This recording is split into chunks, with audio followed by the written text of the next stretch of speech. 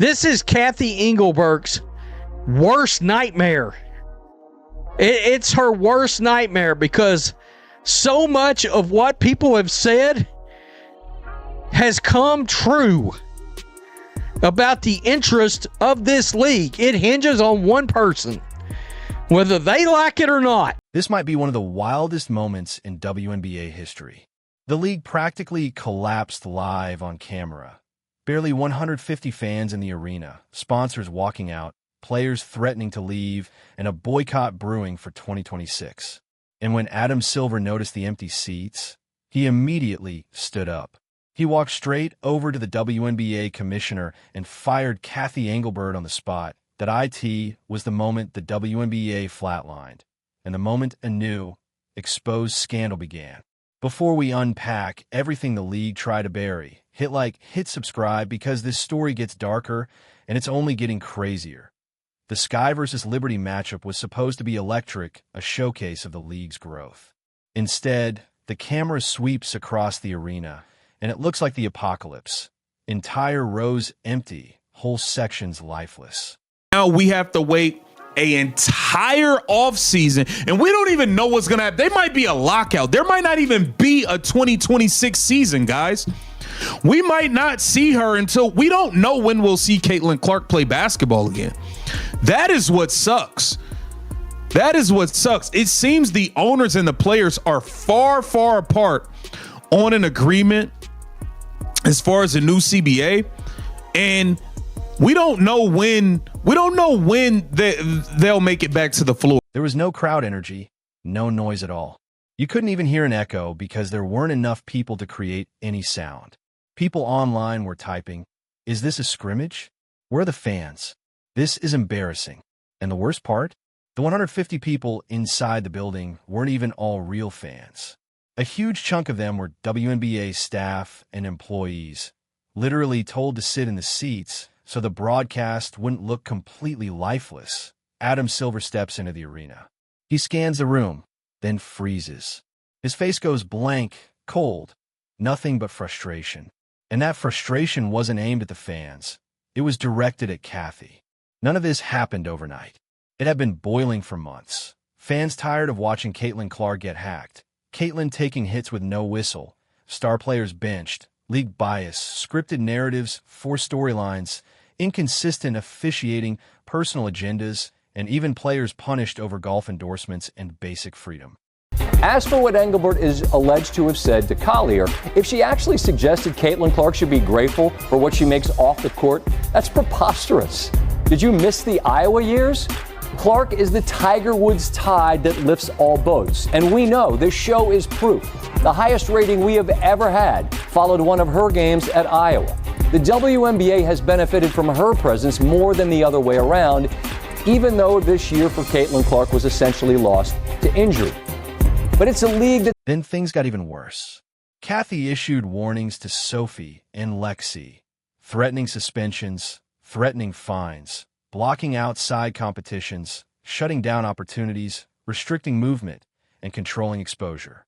And when Cathy pushed the same threat toward Caitlin Clark, that became the final spark. Fans united and said, "Enough. If you can't protect the stars, we won't protect your league."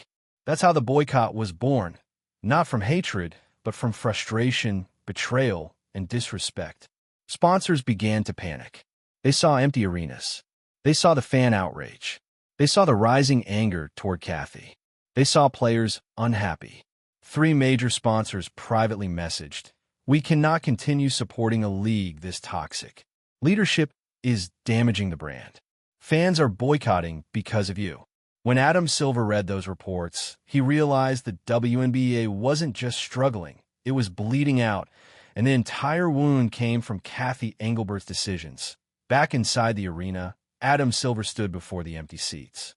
He turned to Cathy and, in a voice only those nearby could hear, said, "This is humiliating. You lied to me. You lied to everyone.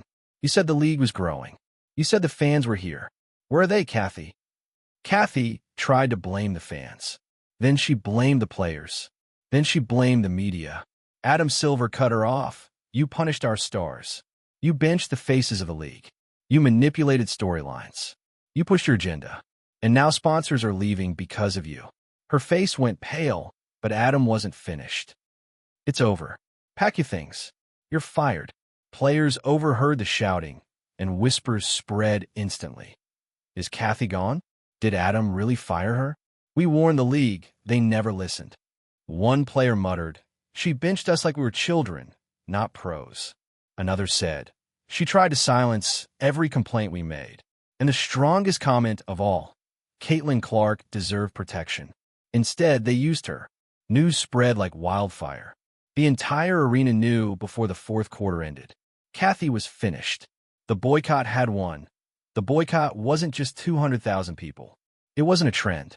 It was a movement. Fans proved that if you disrespect the stars, they walk out.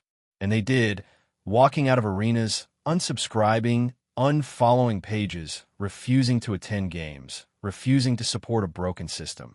And it worked. At WNBA arenas emptied. Games lost their energy. Teams played in silence. Media coverage dropped. Sponsors vanished. It wasn't a league anymore. It was a warning. Cathy went from controlling the league, controlling players, benching stars, blocking golf appearances, manipulating exposure, to instantly losing the trust of players, losing the respect of fans, losing every major sponsor, losing her commissioner's seat, losing everything. She tried blaming miscommunication. She blamed social media. She blamed pressure. But everyone knew the truth.